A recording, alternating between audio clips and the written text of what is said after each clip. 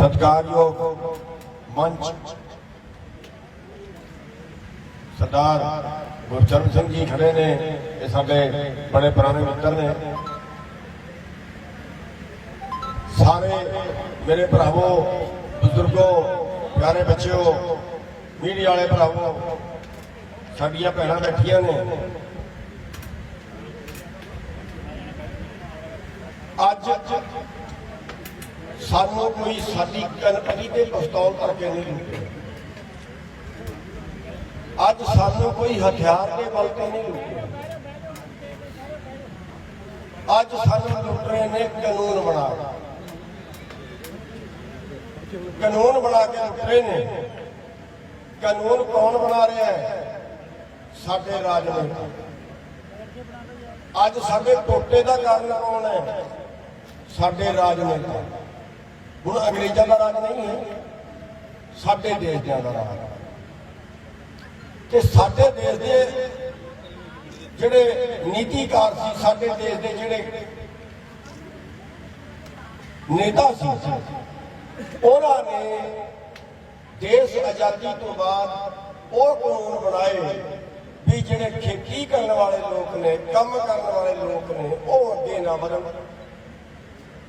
दूजे वर्ग अगे बढ़ते जान। अंकड़ा यह दस रहा है कि हर 7 सालों के विच तुहाडी आमदन यानी खेती की आमदन दूजे वर्गां नालों अद्धी रह जाती है। जे दूजे वर्गां दे 100 रुपये वधदे ने 7 सालों के विच, ते तुहाडे 50 वधदे ने। ते जिथे उत्तम खेती सी, अज लखित खेती हो गई। जिथे साडे बुजुर्ग अपने बच्चों को नौकरी कराना नहीं सी चाहते, अज असीं नौकरी करने वास्ते कई लखां दी रिश्वत दे रहे, या पंजाब छड्ड के बाहर नूं भज रहे ने, देश छड्ड के बाहर नूं भज रहे ने भी इत्थे जिंदगी चलन जोगा गुजारा नहीं होना साडा। आ जिहड़े खेती कानून बनाए, इन्हां खेती कानूनों के नाल, ये खेती व्यापार कानून है, खेती पैदा करने वाले कानून नहीं है। पूरे देश का एग्रो बिजनेस कंपनियां करनगियां, ते कंपनी कोई परमात्मा नहीं होंगी। तुसी देखो, कंपनी ब्रॉलर दे विच आई है 2004 दे विच, ते अज 17 सालों के विच ब्रॉलर का कारोबार 95% कारोबार कंपनियां को चला गया।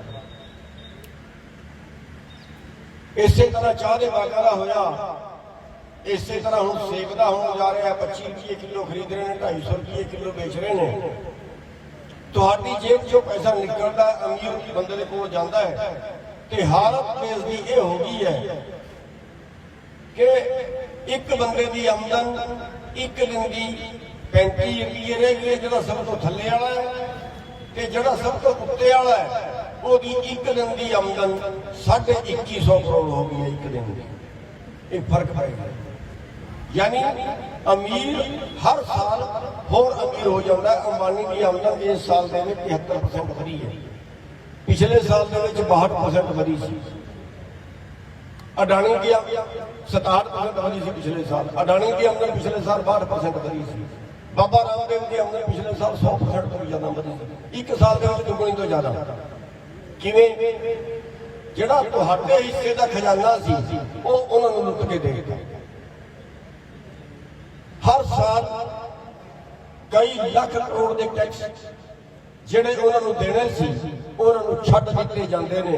टैक्स छड्ड के अमीर बनाता जाता है। बाबे रामदेव की किन्नी चीज़ों के टैक्स फ्री करके उन्होंने अमीर तो होर अमीर बनाया गया, सारे बनाया गया।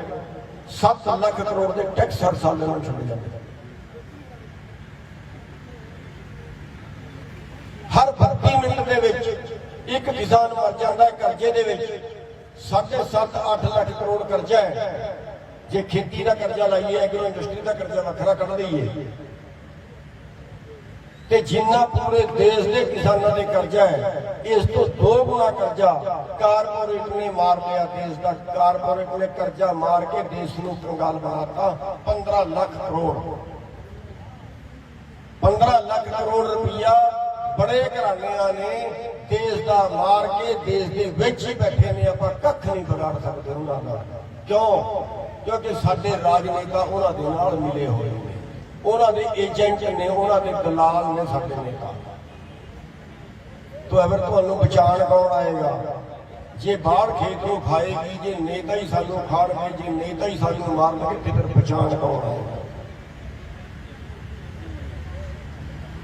10 महीनों तो बैठे हैं, 700 शहीदियां हो चुकी ने धरनिया से, कोई सुन के राजी नहीं है। मंग किन्नी कु है? मंग इन्नी कु है भी सानू जिउंदे रहने का हक है, साडा कारोबार ना हो सकता, बस साडे कोल इन्नी को आमदन हो जाए जिहदे नाल साडा टप्पर चल जाए। पर नहीं कोई मनदा कि जे कोई मन्ने ही ना सराफत नाल ते फिर मेरा तो ख्याल है फिर उंगल टेढ़ी कर लेनी चाहिए। आपां जे सीधी उंगल नाल घ्यो ना निकले फिर टेढ़ी कर लेनी चाहिए। देख रहे हैं असं प्रस्ताव रखिया है अपनी मीटिंग दे विच बई आ के मन जो, नहीं तो फिर साल हो चलिया है कि सानू ये ना कदम चकना पे कि अपने तंबू प्रधानमंत्री के घर के अगे गड्ढने पैण जाके, फिर प्रधानमंत्री वास्ते ही मुश्किल हो जाए, साडे वास्ते भी हो जाए, जो होएगा देखी जाएगी। हक मंगया तो नहीं मिलते, खोने ही पैंदे ना। 700 कुर्बानियां के बाद साडे ते इल्जाम लगते हैं, कदे कोई खालिस्तानी कहता है, कदे कोई कहता है माओवादियों के नाल इन्हां दे लिंक ने, कदे कोई कहता है इन्हां तो चंदा विदेश तो आ रहा है, कदे वो इल्जाम ते कदे वो इल्जाम। मैं कहना ये देश भगत लोग ने जिन्हें देश को बचाने वास्ते कुर्बानियां कर रहे हैं। 10 महीनों तो घर बार छड्ड के धरने ते बैठे हुए ते देशद्रोही लोग जिहड़े देश को बेच रहे हैं, जिहड़े रुपये की चीज चवन्नी च बेच रहे हैं, वो लोग देश भगत बन के सामने आ गए। ते आ लड़ाई जिहड़ी है आ कमेरे ते लुटेरे की लड़ाई है। जिहड़ा मैं तुहानूं दस रहा वा कि भी सानू हथियारों के बल पे किसी नहीं लुटिया, कानूनों के बल पे लुटिया है। कानून राजनेता ने बनाए ने, पर राजनेता किने बनाए ने? राजनेता तुसी बनाए ने। वोटां किने पाईयां ने?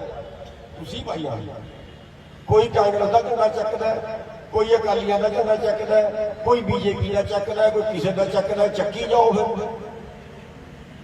जदों तक इन्हां लुटेरियां दी जय जयकार तुसीं करदे रहोगे। मैं हुण किते लंघ रिहा सी कल ते देखिया ट्रैक्टरां दे झंडे लगे ने अकाली दल दे, शायद मोहाली दे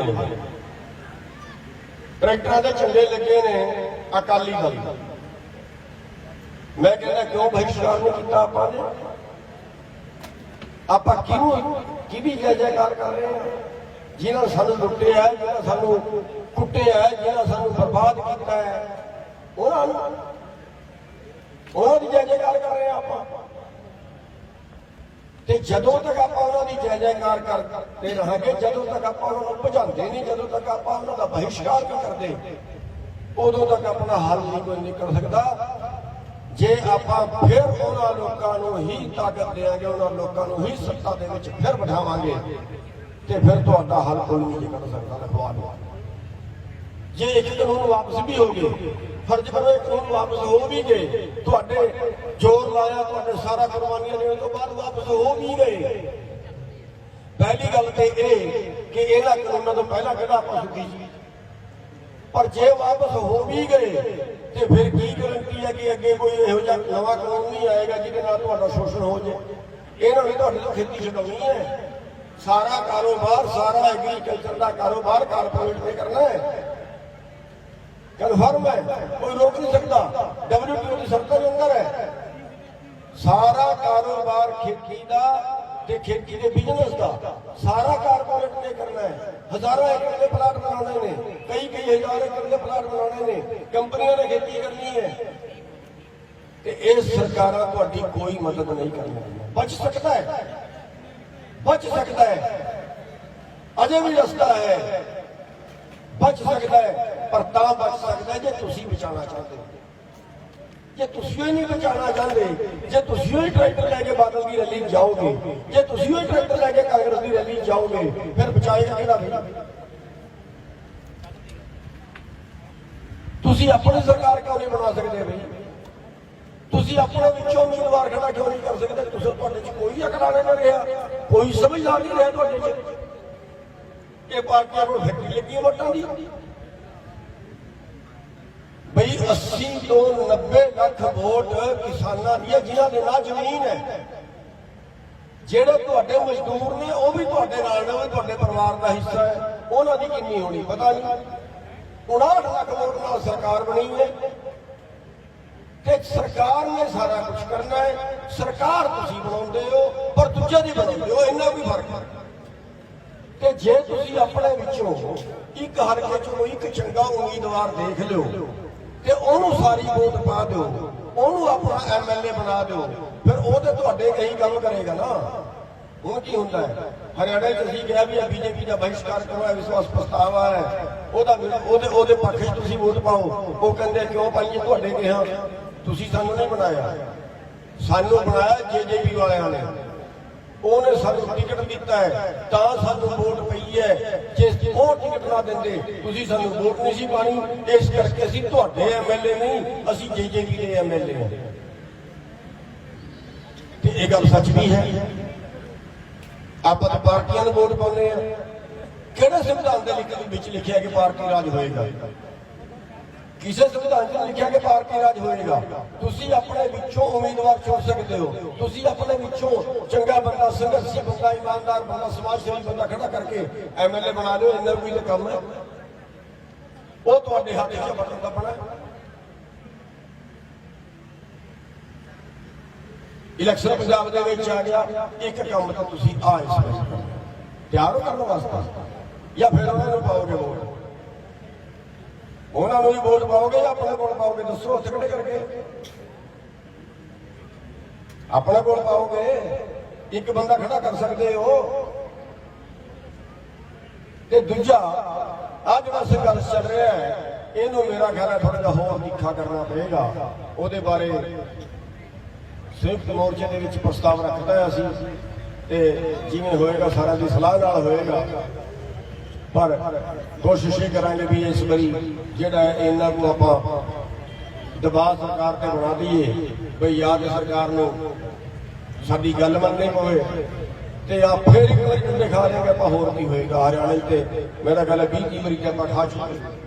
40,000 ਬੰਦਿਆਂ ਤੇ ਹਰਿਆਣੇ 'ਚ ਮੁਕੱਦਮੇ ਦਰਜ ਹੋ ਗਏ। ਪੰਜਾਬ ਵਿੱਚ ਥੋੜਾ ਜਿਹਾ ਰੌਲਾ ਡੰਡੇ ਮਾਰਨਾ ਘੱਟ ਹੀ ਹੈ, ਪਰ ਹਰਿਆਣੇ 'ਚ ਬੜੇ ਕੁੱਟਦੇ ਨੇ ਸਾਨੂੰ। 40,000 ਬੰਦਿਆਂ ਤੇ ਹੁਣ ਤੱਕ ਮੁਕੱਦਮੇ ਦਰਜ ਹੋ ਚੁੱਕੇ ਤੇ ਕਈ 100 ਬੰਦੇ ਨੇ ਸਿਰ ਪਾੜ ਚੁੱਕੇ ਨੇ, ਕਈ 100 ਬੰਦੇ ਦੀ ਹੱਡੀਆਂ ਟੁੱਟ ਚੁੱਕੀਆਂ। 100 ਮੁਕੱਦਮੇ ਮੇਰੇ ਤੇ ਵੀ ਦਰਜ ਹੋ ਗਏ। 3 ਕੇਸਾਂ 'ਚ ਫਰਾਰ ਵੀ ਉਹਨਾਂ ਨੇ ਦਿਖਾਤਾ ਭੱਜਿਆ ਹੋਇਆ, ਫੜਿਆ ਨਹੀਂ ਜਾ ਰਿਹਾ। ਮੈਂ ਤੇ ਇੱਥੇ ਕਹਿਣਾ ਭਰਾ ਹੁਣ ਫੜ ਲਓ। ਤੇ 4-5 ਦਿਨ ਪਹਿਲਾਂ ਫਿਰ ਸਮਾਨ ਆਏ ਸੀ। ਤੇ ਆ ਸਾਰੀ ਚੀਜ਼ਾਂ ਨੂੰ ਆਪਾਂ ਨੇ ਲੜਦੇ ਹੋਏ, ਆ ਸਾਰੀ ਚੀਜ਼ਾਂ ਨੂੰ ਆਪਾਂ ਨੇ ਇਹਨਾਂ ਦਾ ਮੁਕਾਬਲਾ ਕਰਦੇ ਹੋਏ ਆਪਾਂ ਨੇ ਉਦੋਂ ਤੱਕ ਸੰਘਰਸ਼ ਕਰਨਾ ਜਦੋਂ ਤੱਕ ਆਪਾਂ ਜਿੱਤ ਨਹੀਂ ਜਾਂਦੇ। ਪਰ ਇੱਕ ਮੈਂ ਤੁਹਾਡੇ ਅੱਗੇ ਬੇਨਤੀ ਕਰਾਂਗਾ ਵੀ ਆਪਾਂ ਜਿੱਤਾਂਗੇ ਕਿਹਦੇ ਸਹਾਰੇ? ਜਿੱਤਾਂਗੇ ਤੁਹਾਡੇ ਸਹਾਰੇ। ਸਾਡੇ ਕੋਲ ਕੋਈ ਤਾਕਤ ਨਹੀਂ ਹੈ, ਸਾਡੇ ਕੋਲ ਏਕੇ ਦੀ ਪਾਵਰ ਹੈ, ਤੁਹਾਡੀ ਪਾਵਰ ਹੈ। ਤੇ ਅੱਜ ਜਿਹੜਾ ਮੋਰਚਿਆਂ ਤੇ ਗਿਣਤੀ ਘੱਟ ਹੈ, ਮੇਰੇ ਹਿਸਾਬ ਨਾਲ ਘੱਟ ਹੈ। ਉਂਝ ਤੇ ਜ਼ਰੂਰਤ ਨੂੰ ਵੀ ਸਰਕਾਰ ਦੀ ਬਥੇਰੀ ਹੈ, ਪਰ ਜਿੰਨੀ ਸੋਚ ਸੀ ਉਸ ਤੋਂ ਘੱਟ ਕਰ। ਤੇ ਮੈਂ ਬੇਨਤੀ ਇਹ ਕਰਾਂਗਾ ਵੀ ਹਰ ਪਿੰਡ ਚੋਂ ਘੱਟ ਤੋਂ ਘੱਟ 10 ਬੰਦੇ ਉਸ ਮੋਰਚੇ ਤੇ ਜ਼ਰੂਰ ਰਹੋ। ਵਾਰੀ ਜਾਈ ਜਾਓ, 10 ਬੰਦੇ ਉਸ ਮੋਰਚੇ ਤੇ ਘੱਟ ਤੋਂ ਘੱਟ ਜ਼ਰੂਰ ਰਹੋ। ਤੇ ਜੇ ਆਪਾਂ ਇਸ ਤਰੀਕੇ ਨਾਲ ਅੰਦੋਲਨ ਚਲਾਵਾਂਗੇ ਤੇ ਆਪਾਂ ਜ਼ਰੂਰ ਜਿੱਤਾਂਗੇ। ਇਹ ਅੰਦੋਲਨ ਆਪਾਂ ਉਦੋਂ ਤੱਕ ਚਲਾਉਣਾ ਜਦੋਂ ਤੱਕ ਆਪਾਂ ਜਿੱਤ ਨਹੀਂ ਜਾਂਦੇ। ਉਹਦੇ 'ਚ ਕਿੰਨੀਆਂ ਕੁਰਬਾਨੀਆਂ ਹੋਣ, ਕਿੰਨੇ ਮੁਕੱਦਮੇ ਬਣਨ, ਕਿੰਨੇ ਕੋਈ ਹੋਰ ਤਕਲੀਫਾਂ ਸਹਿਣੀਆਂ ਪੈਣ, ਆਪਾਂ ਨੂੰ ਕਰਨਾ ਹੀ ਪਏ। ਤੇ ਇੰਨੀ ਕੁ ਬੇਨਤੀਆਂ ਕਰਦਾ ਹੋਇਆ ਤੁਸੀਂ ਸਾਨੂੰ ਮੌਕਾ ਦਿੱਤਾ ਆਪਣੇ ਵਿੱਚ ਆਉਣ ਦਾ, ਦਰਸ਼ਨ ਕਰਨ ਦਾ। ਧੰਨਵਾਦੀ ਹੈ ਇੱਥੋਂ ਦੇ ਪ੍ਰਬੰਧਕਾਂ ਦੇ, ਸਾਰੀ ਸੰਗਤਾਂ ਦੇ, ਜਿਹੜੇ ਤੁਸੀਂ ਬਹੁਤ ਲੰਬੇ ਟਾਈਮ ਤੋਂ ਇਸ ਅੰਦੋਲਨ ਨਾਲ ਜੁੜੇ ਹੋਏ ਹੋ। ਸਾਰਿਆਂ ਦਾ ਬਹੁਤ ਬਹੁਤ ਧੰਨਵਾਦ। ਵਾਹਿਗੁਰੂ ਜੀ ਕਾ ਖਾਲਸਾ, ਵਾਹਿਗੁਰੂ ਜੀ ਕੀ ਫਤਿਹ।